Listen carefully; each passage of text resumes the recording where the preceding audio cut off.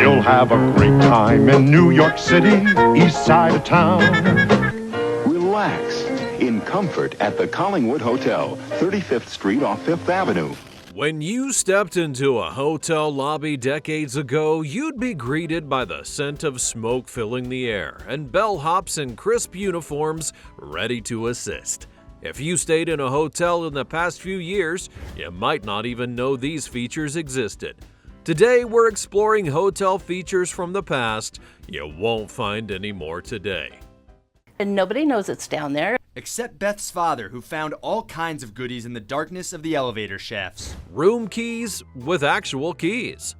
Back then, booking into a hotel would be followed by getting a physical key that had a large keychain attached to it.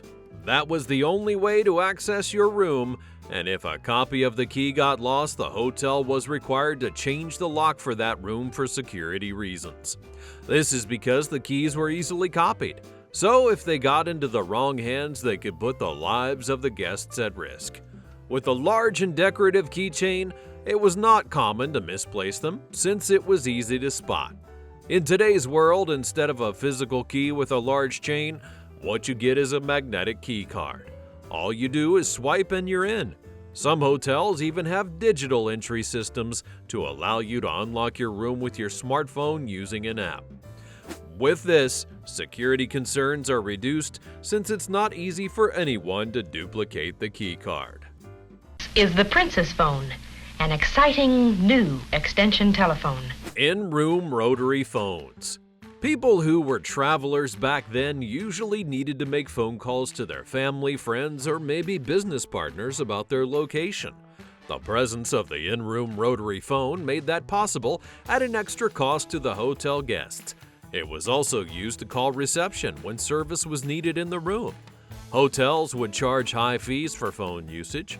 That's different from what you see in today's hotels. And when you lodge in a hotel today, you're most likely going to use your own device for communications. In place of phones, what you get is free Wi-Fi access. Some top-class hotels even offer digital phones or in-room tablets with a hotel app on, but they're mostly used for emergencies or quick calls to the front desk. Coin-operated television.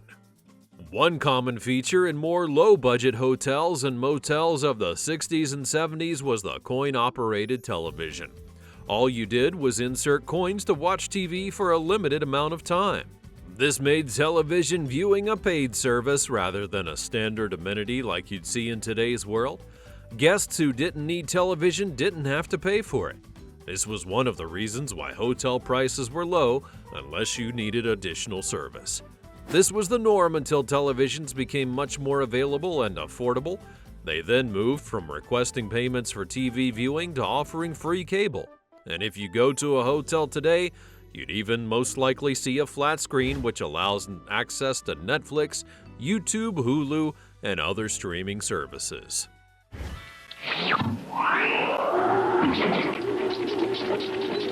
Beds with vibrating magic fingers. As quirky as this feature may sound, it was the definition of relaxation back then in hotels. These coin-operated vibrating beds are also known as magic fingers. For a small fee, guests could enjoy a few moments of bed vibrations. The beds were marketed as a relaxing and therapeutic experience, and it was a fun time that travelers look forward to after a busy day on the road. Just like the case of paying for television, you don't need to pay for this feature if you don't need it. It's hard to find these kind of beds in today's motels because most have replaced them with better quality mattresses like memory foam, pillow tops, and luxury bedding instead. It's fair to say the needs of today's guests are much more about ergonomics, comfort, and better sleep than short-lived experiences of a vibrating bed. And even if offered the option today, most people wouldn't choose it compared to the comfortable mattresses that we have.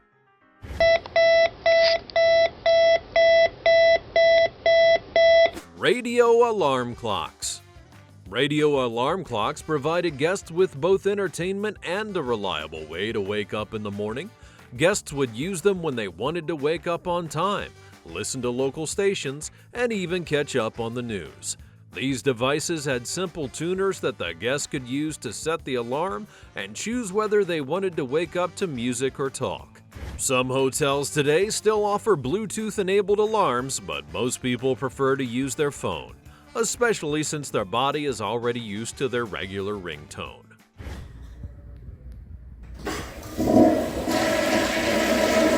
Pull chain toilets. Back then, most hotels had pull chain toilets. They were operated by pulling a chain that was connected to a tank mounted high above the toilet bowl. You'd commonly find these kind of toilets in older and historic hotels, and it was considered a sign of sophistication.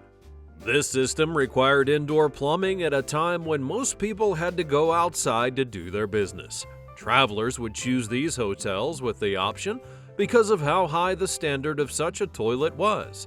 Compared to today, it was fair to say the pull chain toilets were functional, but a lot less efficient than the modern-day toilet.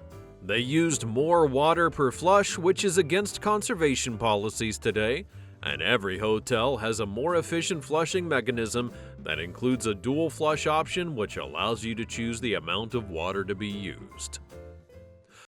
Hotel maids in formal uniforms. The hotels of today may be a lot more casual when it comes to the way their staff looks, but back in the day, hotel maids wore formal uniforms that often included starched aprons, caps, and tailored suits.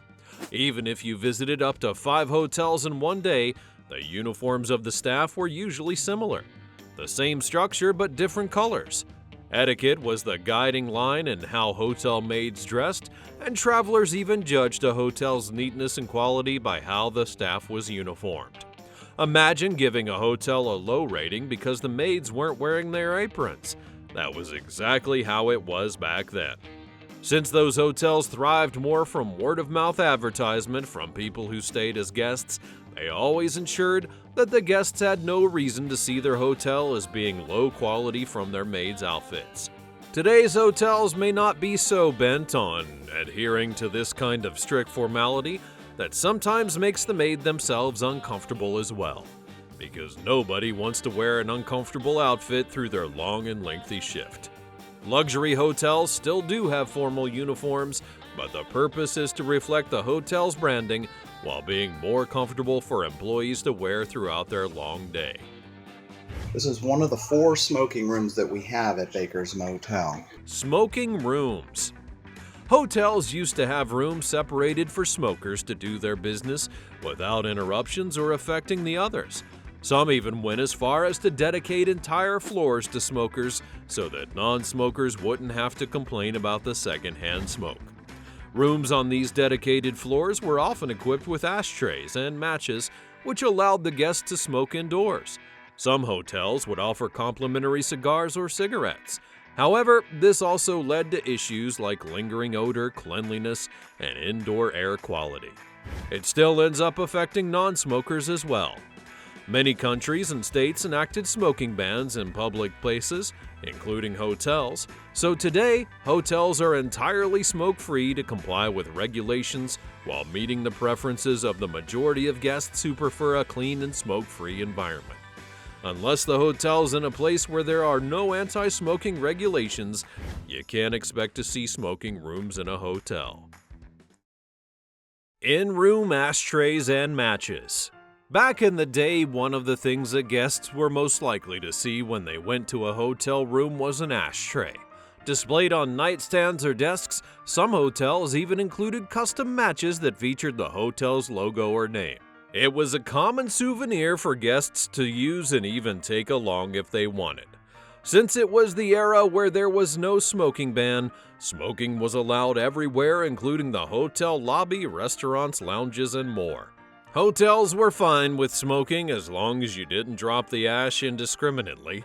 It's very different from now, when non-smoking policies have become so common that guests now assume that all rooms are non-smoking unless otherwise stated. Nobody's expecting to see an ashtray or matches in the hotel these days. Complimentary postcards and stationery. Hotels used to provide complimentary postcards and stationery in the guests' rooms. It was like a standard amenity in hotels back then. This was to encourage guests to send postcards to their friends and family while traveling. They could use it to jot down notes, and the stationery had the hotel name as a form of advertisement. Travelers who had children also gave them stationery to write and draw while away.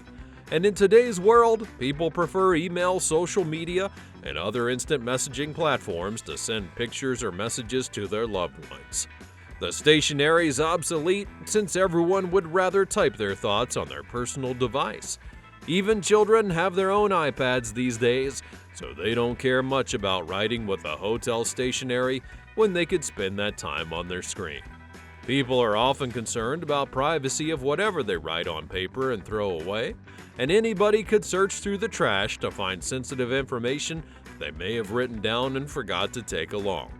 Some luxury hotels do still provide stationery, but it's no longer a common feature.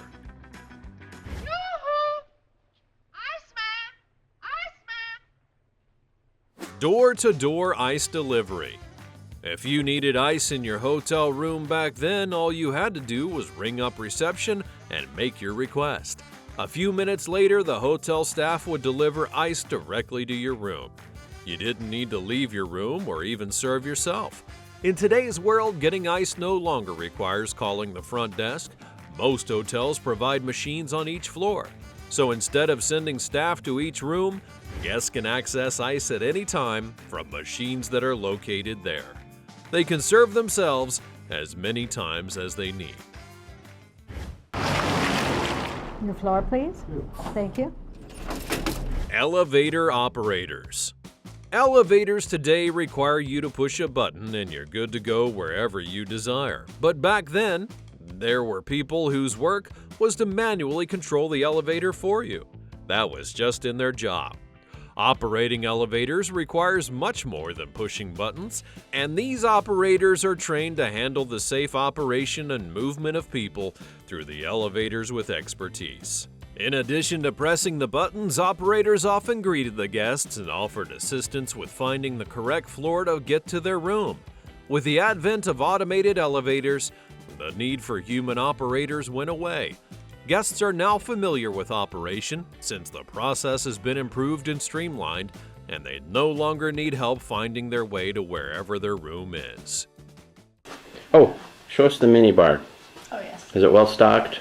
Yes. Mini bars.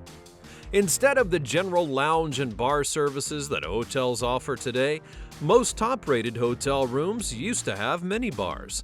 It was fair to say that that was the standard back then, and it's differentiated from the low-budget rooms from the high-budget ones. High-budget rooms gave guests direct access to a mini bar so they didn't need to go outside to get their drinks. These mini bars were usually restocked on the regular with drinks and alcoholic beverages by the hotel management. And in today's hotels, even the most high-budget ones don't offer the mini bar option because the high cost of maintenance and restocking. Instead of the mini bar, they offer communal kitchenettes, vending machines, or shops where guests can purchase snacks at more reasonable prices.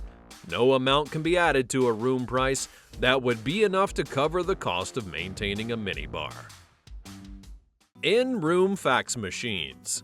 When emails and social media were not a thing, hotel guests who needed to send and receive important messages could do so without leaving their rooms. They made use of the in-room fax machine that hotels provided upon request. With an extra cost, business travelers could take advantage of the fax machine to send their business-related documents. These are no longer needed in hotels today because everyone has access to digital communication methods like email and cloud storage. Business travelers went around with their devices, which allowed them to transfer and receive documents, so they mostly don't need a fax machine. They're even more safe for sharing sensitive information compared to the fax machines of yesterday. Coin-operated payphones. A typical walk-around hotel premises used to mean coming across a payphone scattered all around the lobbies and public areas. With payphones, guests could make calls to loved ones. This was long before everyone had a mobile phone in their pocket, and in today's hotels, the last thing you'll come across is a payphone, unless it's there as a prop for those who want to use it as a background for pictures. People no longer need payphones today, and hotels have stopped having them on the grounds. Instead of providing a payphone, they focus on providing excellent Wi-Fi for guests to use. Complimentary shoe shine. Back in the day, if you were a guest at a luxury hotel, you'd normally expect that by morning someone would have polished your shoes. A complimentary service offered which allowed some members of the staff to polish your shoes overnight and leave them at your door before morning. It was usually done efficiently aside from shining your shoes, and you would never know when it was taken and returned. There was no chance that by the time you'd be ready to leave, they wouldn't be at your door. In today's hotels, you don't expect to see this service because we have more people dressing casually and fewer people with polished shoes. Instead of providing the shoe shine, most hotels focus on practical services like laundry or fitness facilities. Room service menus on paper. If you needed to know the room services offered at your hotel, all you needed to do was check through the printed menu that was left in the room. The menu had the list of services, either paid or complimentary, in which the hotel provided, along with directions on how to place an order.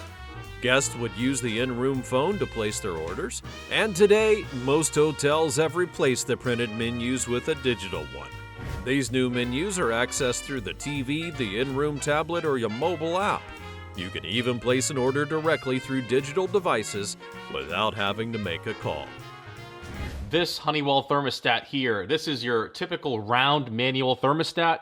Manual room thermostats. Guests would use manual room thermostats to control the temperature of their room. It was done by adjusting the dial, which is different from what you'll find in today's hotels. Digital climate control systems have replaced the manual ones, and these digital climate controls allow you to set precise temperatures. Some luxury hotels even offer a smart climate system which automatically adjusts based on your preferences without you having to do a whole lot. Turn down services with chocolate. Compared to today, where seeing anything edible offered as a complimentary service in hotels is considered a treat, back then they used to offer chocolates, and most guests would expect it as a complimentary service.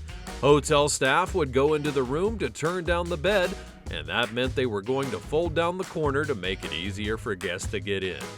This service was accompanied by other gestures, which made the guest feel more comfortable, such as dimming the lights, fluffing the pillows, and leaving a small chocolate treat or a mint on the pillow. Although hotels no longer do this, some still offer turn-down amenities like gourmet treats, sleep-enhancing products, or custom aromatherapy. While in mid-range hotels, you're now more likely to find self-service options like extra blankets and pillows in the closet. It's fair to call that a turn-down service as well. Bellhop carrying luggage. Bellhops were responsible for greeting the guests on arrival. They would help them to carry their luggage to their rooms and also assisted with anything else they may need. Back then, when elevators were operated manually, the presence of a bellhop was important because they made sure the guest luggage was taken safely to their rooms. You could hardly see a hotel with a bellhop today. This is because most hotels, while trying to streamline operations and reduce labor costs, have to cut the option from their service. You'd agree that many mid-range and budget hotels now operate with fewer staff members, and this in turn encourages the guests to be more self-sufficient without the need for someone to carry their bags. Which of these hotel features do you miss and want to experience again? And if you like this video, you'll want to see 20 things about the 1980s we can no longer do. Be sure to like, subscribe, and turn on your notifications to stay updated on the latest videos. Thanks for watching, and I'll see you next time.